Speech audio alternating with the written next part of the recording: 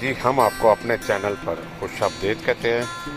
اگر آپ ہمارے چینل پر نہیں ہیں تو چینل کو سبسکرائب ضرور کر لیں۔ آج کا جو ہمارا ٹاپک ہوگا وہ ہے ایک گاڑی لوڈنگ کے بارے میں۔ لوڈ کر کے کیسے لے جاتے ہیں، جن کن مراحل سے گزرنا پڑتا ہے، تھوڑا سا آپ کو ساتھ ساتھ ویڈیو بھی دکھائیں گے اور ساتھ ساتھ بتائیں گے۔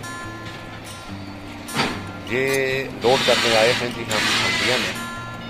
یہ بہت بڑا کہہ لیں کہ لوہے کا یارڈ ہے، اس میں گاڑی میں سریا بھی ہے، پلیٹیں بھی ہیں۔ تو یہاں سے کم و بیش ڈیلی 50 سے 100 گاڑی لوڈ ہوتی بھی ہے اور خالی بھی ہوتی ہے۔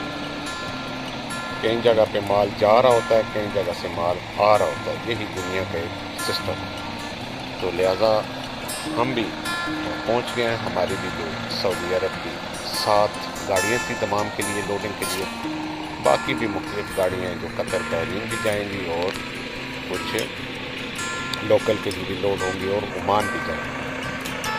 تو جیسے ہی ہم صبح کمپنی اوپن ہوتی ہے 7:30 8 بجے، ہم لوگ گیٹ پاس بنوا کے اندر آ جاتے ہیں۔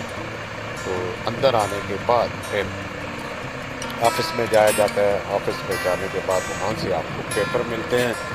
وہ پیپر آپ پھر فورک لفٹ والے کو دیتے ہیں۔ فورک لفٹ والا جو ہے پھر وہ پیپروں کے حساب سے، مٹیریل کے حساب سے آپ کی گاڑی ساتھ ساتھ لوڈ شروع کر دیتے ہیں۔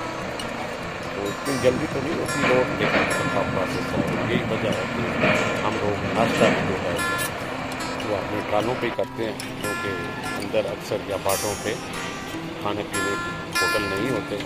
تو پھر ایک ہی ٹرالے پہ کچن کھول کے تو چائے بنا لیا، کھانا بنا لیا، جیسا کہ ابھی آپ دیکھ بھی رہے ہیں۔ تو یہ بہت ہی ہمارے پیارے دوست ہیں۔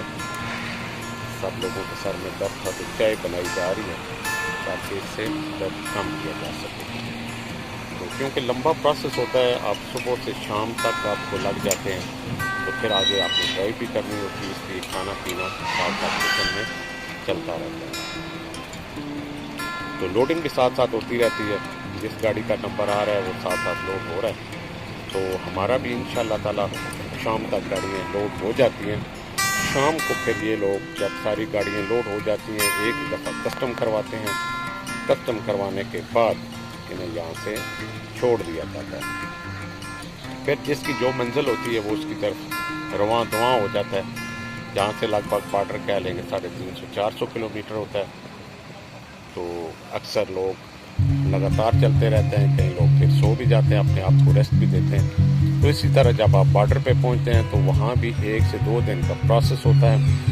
آپ کے کسٹم پیپر کلیئرنس آگے پیچھے سارا کچھ مکمل ہونے کے بعد پھر وہاں سے آپ سعودی